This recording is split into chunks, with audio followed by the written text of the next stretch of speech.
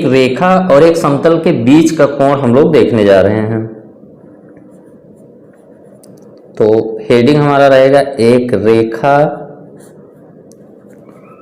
और एक समतल के बीच का कोण।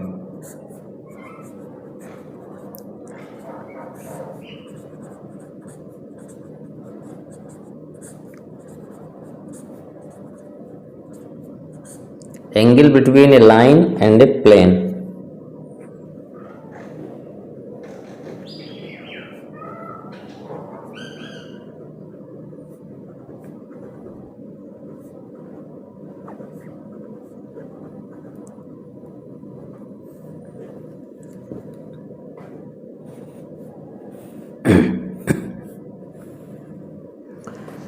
तो समतल तो हमारा जैसे ये कागज का तल हो गया, आपका एक समतल है। दो रेखाओं के बीच में कोण तो हम लोग जानते हैं कैसे होता है, लेकिन समतल है एक और एक रेखा है, तो इनके बीच का कोण देखिए कैसे हम लोग डिफाइन करते हैं। तो सपोज करिए कि हम लोगों का ये एक समतल है, ये एक समतल है हमारा, और ये कोई रेखा है हमारी।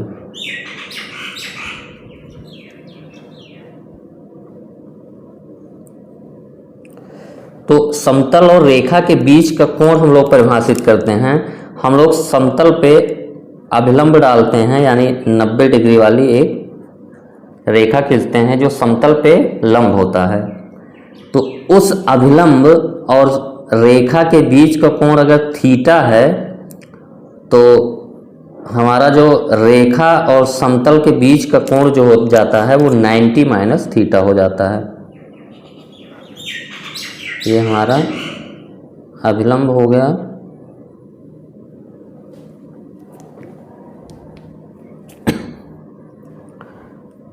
तो डिफिनीशन इसकी हम लोग लिख लेते हैं, परिभाषा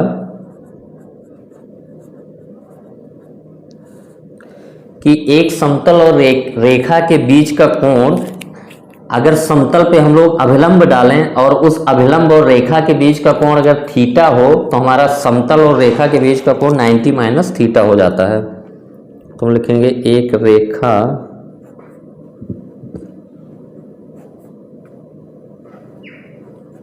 और एक समतल के बीच का कोण, एक रेखा और एक समतल के बीच का कोण रेखा और समतल के अभिलंब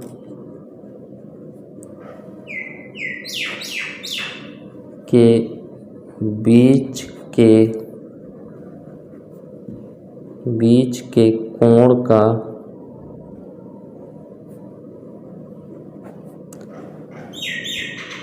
पूरक कोण होता है, कॉम्प्लीमेंट्री एंगल।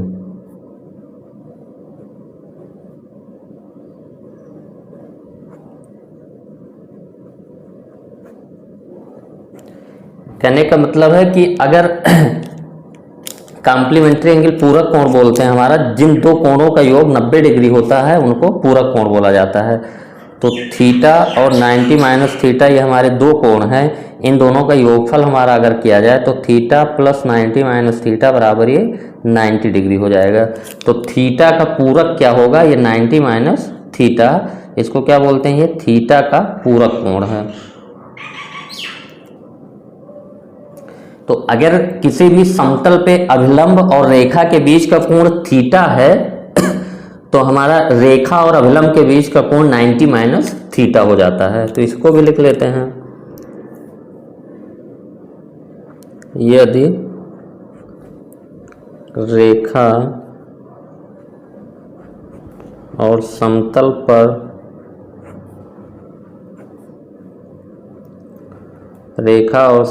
पर अभिलंब के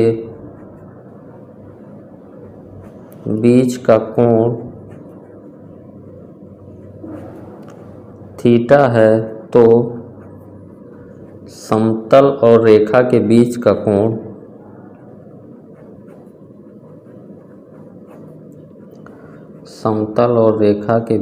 का कोण 90 माइनस थीटा होगा।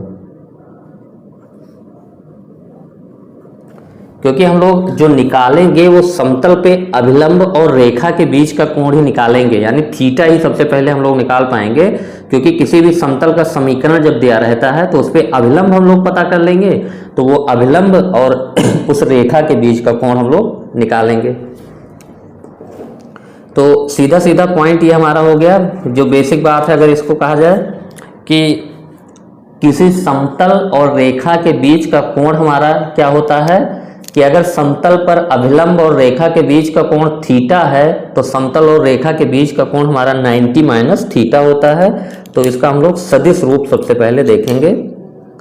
सदिश रूप में हम लोग निकालने की कोशिश करेंगे फार्मूला अपना। सदिश रूप यानी वेक्टर फॉर्म में।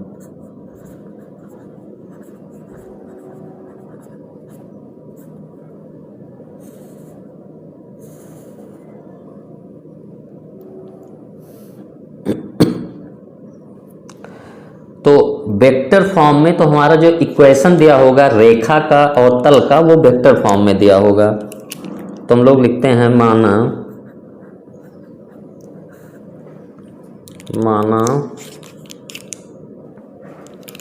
रेखा का समीकरण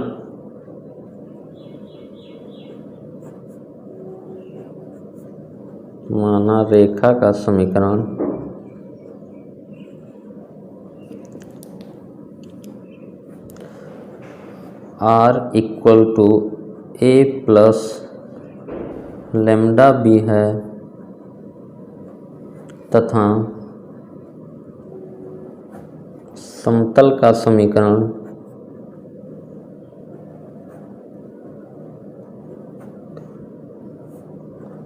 R dot N cap equal to D है।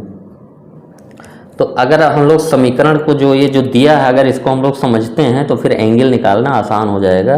क्योंकि हमारा जो रेखा का समीकरण R equal to A plus lambda B होता है, इसको हम लोग पहले देख लें कि ये मतलब क्या होता है। ये हमारा ओरिजिन हो गया। R equal to A plus lambda B हमारा होता है उस बिंदु से जाने वाला जिसका स्थित सदिश हमारा वेक्टर ए है और वेक्टर बी के समांतर रेखा का समीकरण ये हमारा होता है R equal to A plus lambda B. यानी उस बिंदु से होकर जाने वाले जिस बिंदु का स्थित सदिश हमारा a है और वेक्टर b के समांतर रेखा का समीकरण R equal to A plus lambda B होता है। और हमारा जो R dot N cap equal to D है, ये हमारा क्या होता है एक्स वाई जेड। ये हमारे समतल का समीकरण है। समतल का समीकरण है जिसका अभिलंब एन कैफ है, यानी जो समतल पे अभिलंब है उसकी दिशा में जो मात्रक सदिश है वो एन कैफ है और इसकी जो दूरी है ओरिजिन से ये डी है। तो अब हमको पता है कि जो एन कैप वेक्टर है ये हमारा इस समतल पर अभिलंब है, ठीक है। और ये जो हमारा है ये सदिश बी के समांतर है। तो यानी इसको हम लोग सदिश बी के समांतर है, तो जो सदिश बी के साथ ये अभिलंब कोण बनाएगा वही हमारा ये पूरा रेखा भी बनाएगा, क्योंकि समांतर रेखाओं के बीच का कोण बराबर होता है। तो हम लोग लिखेंगे कि समतल पर एन कैप जो है अभिलंब सदिश है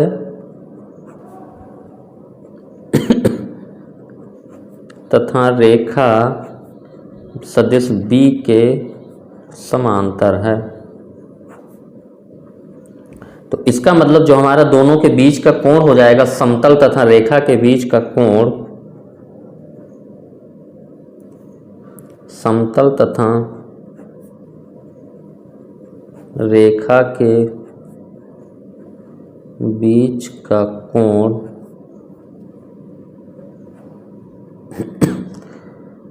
समतल तथा रेखा के बीच का कोण ये हमारा हो जाएगा 90 माइनस अभिलंब तथा रेखा के बीच का कोण। यही तो हमारा होता है अभिलंब तथा रेखा के बीच का कोण, यानी अभिलंब तथा रेखा के बीच का कोण अगर हमारा थीटा है तो इसको अगर हम लोग फाई माने तो फाई बराबर हमारा क्या होगा 90 माइनस थीटा। तो ये फाई हमारा क्या है, समतल तथा अभिलंब के बीच का कोण होगा, सॉरी समतल तथा रेखा के बीच का कोण होगा, समतल तथा रेखा के बीच का कोण,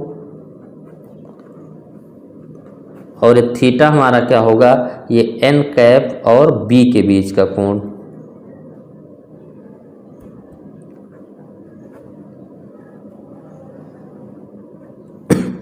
तो एन कैप और बी के बीच का कोण तो हमको निकालना एकदम आसानी से पता है। दो वेक्टर के बीच का कोण के लिए हम लोग क्या करते हैं, कॉस थीटा बराबर A dot B upon mod A mod B. तो हमारा जो थीटा हो जाएगा ये हम लोग लिखें कॉस थीटा बराबर vector B dot N cap upon modulus of B और मॉडलस ऑफ एन कैप, और पूरे का मॉड ले लेंगे क्योंकि हमारा एक्यूट एंगल से मतलब है।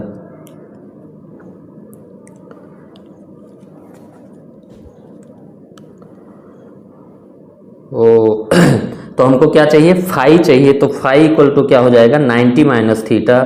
तो देखिए हम लोग इसमें क्या कर लेते हैं, फाई जो है हमारा जो एंगल चाहिए वो 90 माइनस थीटा है। तो दोनों तरफ अगर हम लोग साइन ले लें तो sine phi equal to sine 90 minus theta. तो यहाँ से हमारा sine phi equal to sine 90 minus theta हमारा कॉस थीटा हो गया। तो जो कॉस थीटा की वैल्यू होगी हमारी वो साइन फाई के बराबर होगी। तो जो साइन फाई बराबर हमारा हो जाएगा, साइन फाई जो एंगल है ये B dot N cap upon modulus of B modulus of N cap और पूरे का होल मॉडलस। ये हमारा एंगल हो गया एक समतल और एक रेखा के बीच का कोण।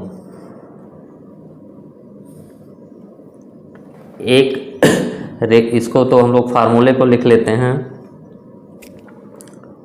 लोग, साइन फाई इक्वल टू हमारा हो गया vector B dot N cap upon modulus of B modulus of N cap.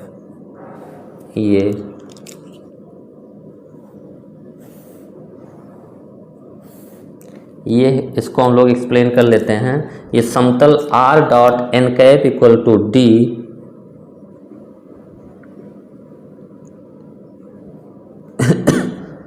Phi जो है हमारा फाई, ये क्या है समतल r dot N cap equal to D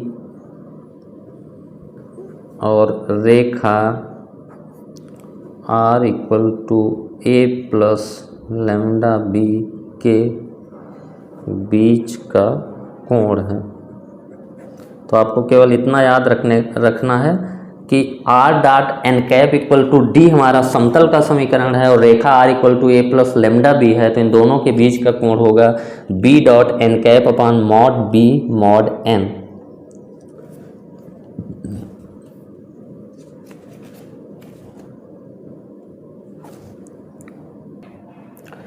हम लोग एग्जाम्पल नंबर 25 देखते हैं। जो अभी हम लोगों ने फार्मूला पढ़ा था उसी फार्मूले पे क्वेश्चन एक हम लोग कर लेते हैं। रेखा x plus 1/2 equal to Y by 3 equal to Z minus 3/6 और समतल 10x plus 2y minus 11z equal to 3 के बीच का कोण ज्ञात कीजिए। तो कोण जो हमको पता है हम लोगों ने सदिश फॉर्म में देखा था, r equal to A plus lambda B हमारा ये क्या था, रेखा था, और हमारा जो सदिश का समीकरण समतल का जो समीकरण था वो R dot N cap equal to D, और इनके बीच का कोण का फार्मूला हम लोगों ने देखा था sine phi equal to B dot N cap upon modulus of B और मॉडलस ऑफ एन का होल मॉडलस। तो अब जो रेखा हमारा दिया है और समतल दिया है इनको हमको सदिश फॉर्म में लिखना होगा, वेक्टर रूप में लिखना होगा। तो इसको हम लोग स्टैंडर्ड रूप में लिखते हैं। ये हमारा हो जाएगा x प्लस 1 को हम लोग लिखेंगे -1 upon 2 equal to y minus 0 upon 3 equal to z minus 3 upon 6। तो इसकी तुलना हम लोग कर देंगे कि तुलना x minus x one upon a equal to y minus y one upon b equal to Z minus z one upon c से करने पर,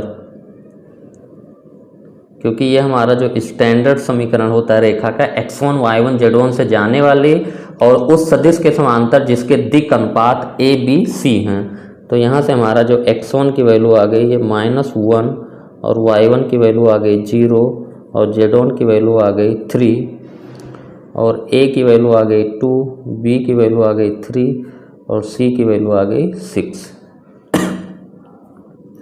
यानी जो हमारा ये रेखा है ये -1, 0, 3 से जाती है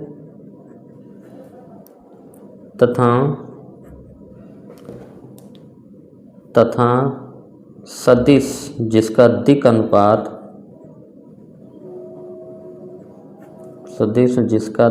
अनुपात 2, 3, 6 है के समांतर है। क्योंकि जो स्टैंडर्ड फॉर्म में हमारा होता है समीकरण x minus x one upon a equal to y minus y one upon b equal to Z minus z one upon c, तो ये हमारा उस रेखा का समीकरण है जो x1 y1 z1 से होकर जाती है तथा सदिश जिसका दिक्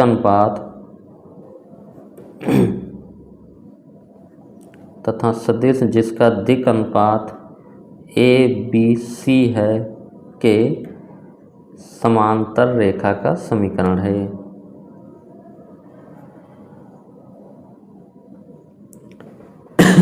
तो जिस बिंदु से होकर जाती है, तो अब हम लोग वेक्टर फॉर्म में लिखेंगे। तो जिस बिंदु से होकर जाती है उस बिंदु का स्थित सदिश हम लोग वेक्टर ए से लिखते हैं। तो उस बिंदु का निर्देशांक हमको पता है, तो -i plus 0j plus 3k ये हमारा वेक्टर ए हो गया। और जिस वेक्टर के समांतर है उसके दिक् अनुपात पता है, तो हम लोग दिक् अनुपात अगर ए बी सी हो तो हमारा vector ai plus bj plus ck हो जाता है। तो वेक्टर बी हमारा 2i plus 3j plus 6k हो जाएगा। तो वेक्टर ए और वेक्टर बी पता चल गया। अब हमको जो है समतल के समीकरण से n कैप वेक्टर चाहिए। तो ये हमारा जो समतल का समीकरण है वो 10x plus 2y minus 11z equal to 3 है। इसकी तुलना हम लोग ax plus by plus cz equal to d से करेंगे। तो capital A, capital B, capital C हमारे क्या होते हैं, capital A, capital B, capital C इसमें अभिलंब के दिक् अनुपात होते हैं। अभिलंब के दिक् अनुपात हैं। तो जो ax plus by plus cz equal to d हमारा जो स्टैंडर्ड समीकरण होता है कार्तीय रूप में समतल का, इसमें जो a होता है कैपिटल और कैपिटल B, कैपिटल C ये अभिलंब के दिक् अनुपात होते हैं। तो यहाँ से जब हम लोग कंपेरिजन करेंगे तो कैपिटल A की वैल्यू आ गई हमारी 10 और B की वैल्यू हो गया हमारा 2 और C की वैल्यू हो गया -11। तो अभिलंब सदिश हम लोग लिख लेंगे। अभिलंब सदिश n वेक्टर हमारा क्या हो जाएगा 10i plus 2j minus 11k। यहाँ से हम लोग n कैप वेक्टर लिख लेंगे। n कैप वेक्टर मतलब n के वेक्टर में उसी के मॉडुलस से डिवाइड कर दें। तो 10i plus 2j minus 11k अपान इसके मॉडुलस से डिवाइड कर देंगे, क्योंकि फार्मूले में हमारा n कैप है। तो 10 का स्क्वायर प्लस 2 का स्क्वायर प्लस माइनस 11 का स्क्वायर, तो दिस इक्वल टू हो गया हमारा 10i plus 2j minus 11k अपान 100 और 11 कुल 11 121 और 4 125 और 100 225, 15 हो जाएगा इसका 15। अब हमारा n कैप वेक्टर पता चल गया। n कैप हमारा है 10/15i plus 2/15j minus 11/15k और वेक्टर b भी हम लोगों ने निकाल लिया। ये हमारा है 2i plus 3j plus 6k अब एंगल हम लोग सिंपली फार्मूला का यूज कर लेंगे एंगल निकालने के लिए।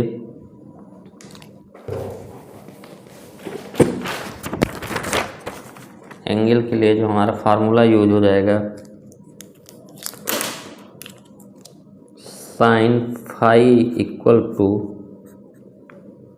B dot N cap upon modulus of B into modulus of N cap और होल मॉडुलस।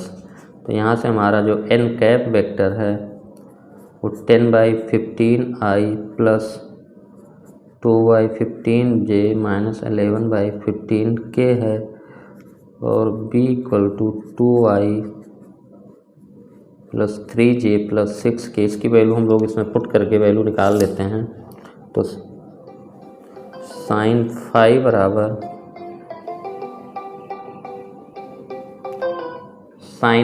बराबर हमारा हो गया साइन फाई बराबर बी वेक्टर यानी 2i plus 3j plus 6k dot N cap यानी 10/15 plus 2/15j minus 11/15k upon modulus of B हमारा हो जाएगा 2 का स्क्वायर प्लस 3 का स्क्वायर प्लस 6 का स्क्वायर और एन कैप का मॉडुलस तो 1 ही आएगा क्योंकि एकांक वेक्टर है वो एकांक सदिश है। तो यहाँ से हमारा साइन फाई बराबर हो गया, डॉट प्रोडक्ट करेंगे तो ये 2 into 10/15 plus 3 into 2/15 plus 6 into minus 11/15 अपान 36 4 40 और 9 49, ये बराबर हो गया 20/15 और 6/26 माइनस 66 हो गया और ये बटा 7। तो साइन फाई बराबर हो गया और ये मॉडुलस तो हमारा रहेगा ही